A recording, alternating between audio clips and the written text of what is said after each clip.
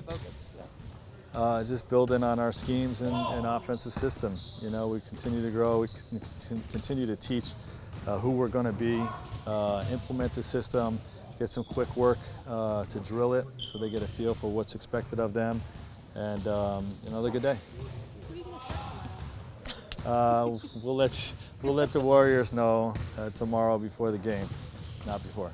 Is everyone going to be available to play tomorrow? The obvious guys, DeMarcus and Kyle and Talon will not be available.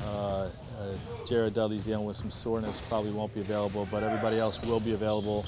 And I do expect Anthony and LeBron to play.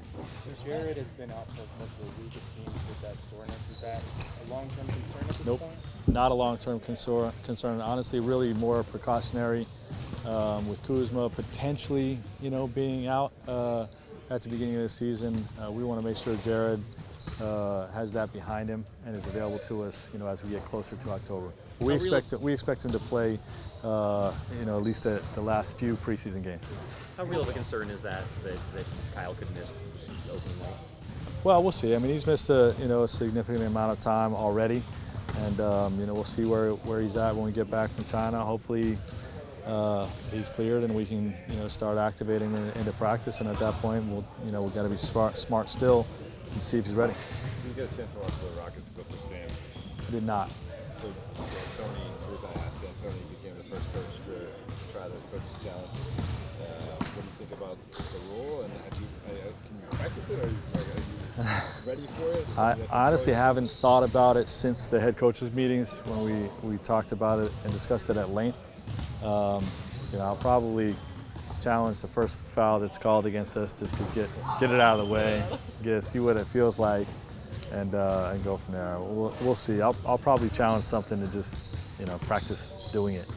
Coach, what do you think Anthony's defensive role is this year, considering the burden of rim protection won't fall completely on him? Is he going to be more aggressive on the perimeter?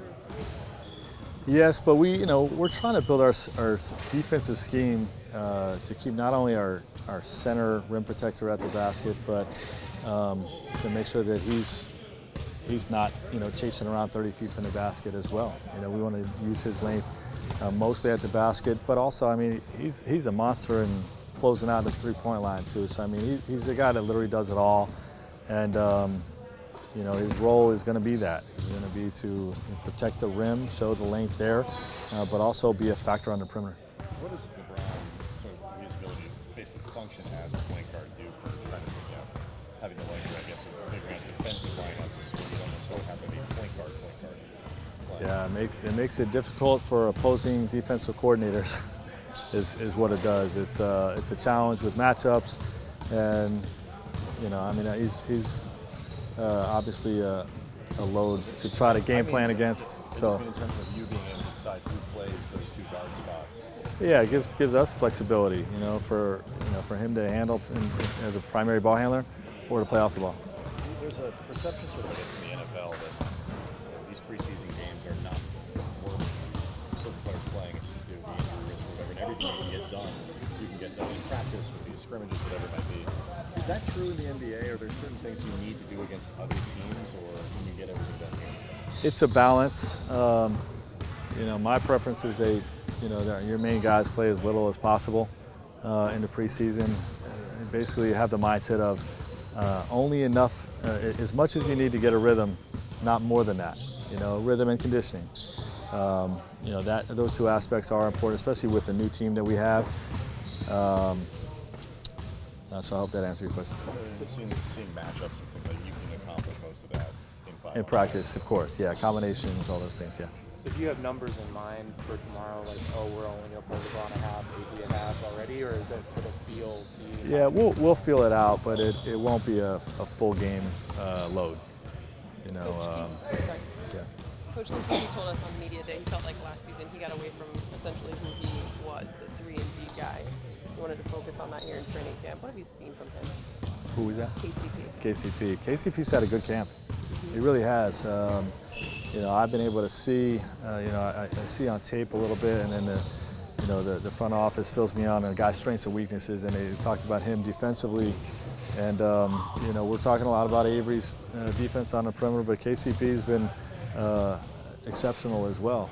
You know, both in chasing guys off screens, you know, showing toughness with containment, and then using his hands in passing lanes and getting deflections and things like that. So, you know, he's another guy that's going to impact both ends of the floor for us. He's shooting the ball really well. I think he's made improvements to his jump shot, and you know, hopefully that shows out this year. Last two questions, please. Is it tough to assess things until you start playing some of these preseason games, or a lot of these practices are you able to kind of see what you're looking for? I can see a lot with what we're doing here.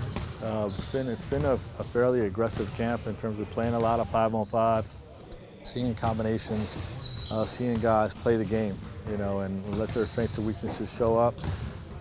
So I've been able to evaluate a pretty good deal, but you know, the preseason games will just further that. Anybody having a particularly bad camp? I hear a lot of the good stuff. I don't know if you know anything about me. I'm a little bit of a positive guy, particularly with the media. Last one, Todd. Yeah. So you talked yesterday about staggering AD and LeBron. When you look at Rondo's playmaking, is he sort of a natural fit when LeBron's off the floor to play with AD? Is that something you've identified already? Is that something you're still sussing out? I do like the lineup of he and AD playing together because of you know, they're obviously they played together in the past in New Orleans and had a lot of success there. So I don't know if that answers your question, but I do like that combination. But honestly, I like him out there with LeBron every bit as much. You know, so it's not a situation where, you know, I'm only going to try to pair him up with Anthony's minutes. You know, I like those two guys together. I think Rajon's going to have an exceptional year shooting the basketball this year, and you know, he allows LeBron to exercise his versatility of playing off the ball. So I like him playing with both guys.